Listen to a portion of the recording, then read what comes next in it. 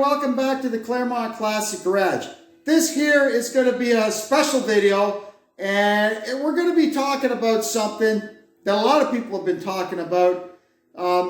It's not to do with my usual subject matter. We're going to talk about racing, in particular NASCAR Cup racing. I've been a fan my whole life.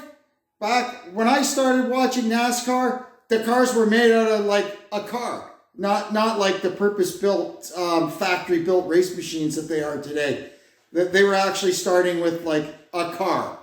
Anyway, that don't matter. What I want to touch on is a few things with the next-gen car.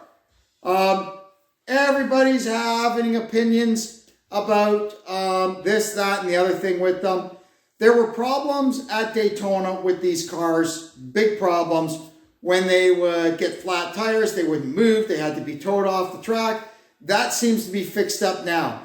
I don't know if NASCAR quietly invoked a ride height rule, or if the teams decided that losing 3 laps over a flat tire wasn't worth it and kind of raised the cars up a little bit on their own. Doesn't really matter. It doesn't seem to be a problem now. As far as them sliding the numbers forward on the doors, I don't know. Look at the car that was credited with winning the first Daytona 500 in 1959, Johnny Beauchamp's Thunderbird, and see where the number was on it. It's really not a big deal to me. Look where the number was on Don Gregory's 1969 Camaro that he used to run in the Midwest. And that was a beautiful car. It just doesn't matter. I don't give a hoot where the number is. But mostly what I want to talk about today is wheels. The first couple of weeks we had wheels flying off, and you know the penalty when a wheel comes off, the crew chief, the tire changer, and the jackman, I think, are all gone for 4 races, and there's big fines and everything. And a lot of teams have gotten burned by that. We went through a little window where 2 races in a row, no wheels came off. And then last week there was 1, and today at Dover, 3. Denny Hamlin, AJ Allmendinger, and there was 1 more. And at one point there was a lug nut out in the middle of the track. I don't know where that even came from. Anyway, here's what I want to talk about. First, we need to try and figure out why the cars have the big center lug nut now. Theories abound. Is it simply because NASCAR decided they wanted to be a little more contemporary and go with the single lug nut like many other racing series have? It's a possibility. Option number 2. Is it because going to the aluminum wheel, there was nobody that made racing wheels, forged aluminum racing wheels in that size with 5 pockets for those big 1-inch hex lug nuts that they use? I don't know. Is it an incompatibility issue with them ramming the little lug nuts into tapered seats on wheels? They're forged aluminum. I don't think that would be a problem, so that's kind of out.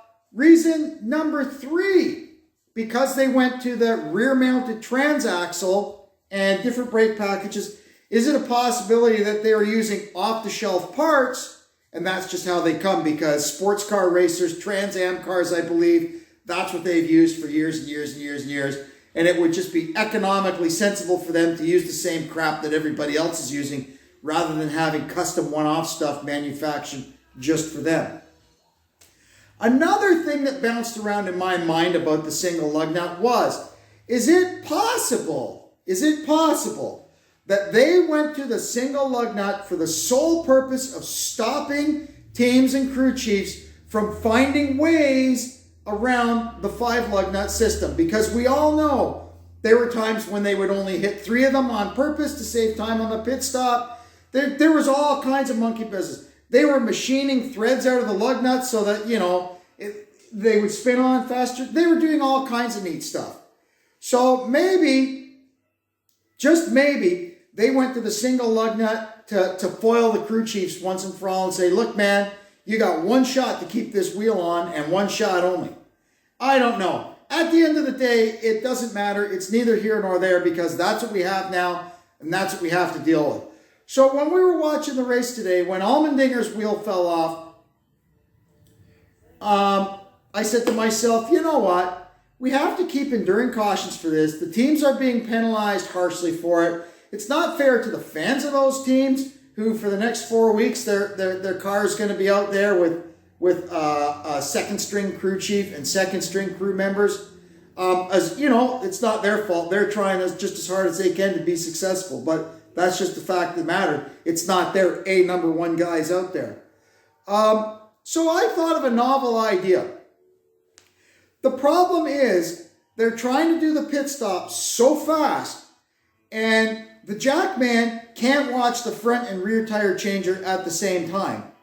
So he's trying his best, and when he thinks those two nuts are on, he drops the jack, and that's the driver's signal to dump the clutch and go.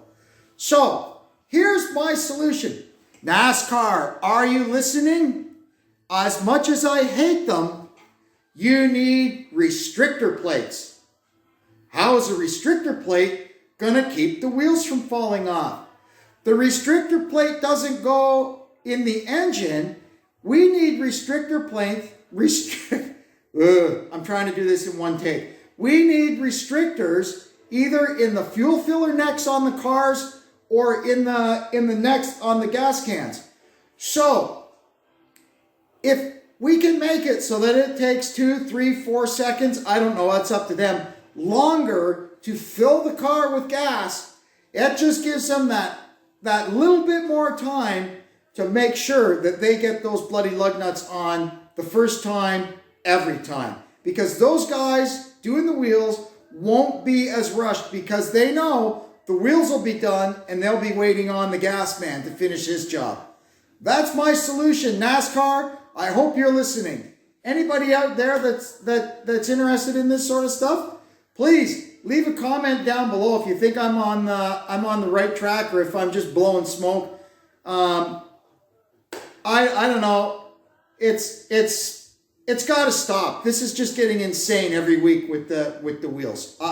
It hurts my head watching it. I love the sport. I love the cars. I love everything. We got to get this thing with the flying wheels solved once and for all. So NASCAR, I hope you're listening. We need more restrictor plates. Thanks for listening to my rant. And this is Kevin from the Claremont Classic Garage checking out. So long.